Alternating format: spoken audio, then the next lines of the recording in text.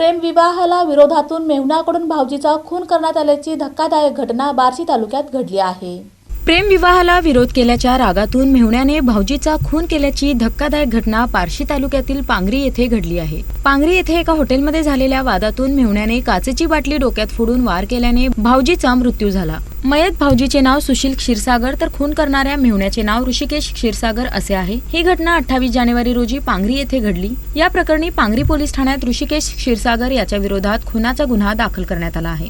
मिळालेल्या माहितीनुसार सुशील क्षीरसागर व ऋषिकेश याची बहीण रेश्मा यांचा सुमारे 1 वर्षापूर्वी प्रेमविवाह झाला होता। मात्र हा विवाह घरातील काही सदस्यांना मान्य नव्हता। विवाहानंतर सुशील व रेश्मा हे कामानिमित्त पुणे येथे स्थायिक झाले होते। 23 जानेवारी रोजी कार्यक्रमानिमित्त ते येरमाळा येथे आले होते। त्यानंतर 28 जानेवारी रोजी सुशील, रेश्मा, ऋषिकेश व कुटुंबातील अन्य सदस्य जेवणासाठी पांगरी येथील एका हॉटेलमध्ये गेले असता सुशील व ऋषिकेश यांच्यात वाद झाला। या वादाचे रूपांतर हिंसाचारात होऊन ऋषिकेश याने सुशीलच्या डोक्यात काचेची बाटली फोडून गंभीर वार केला। जखमी अवस्थेत सुशील याला पांगरी येथील शासकीय रुग्णालयात दाखल करण्यात आले। मात्र डॉक्टरांनी त्याला मृत घोषित केले। घटनेनंतर परिसरात खळबळ उडाली असून पुढील तपास पांगरी पोलीस करत आहेत।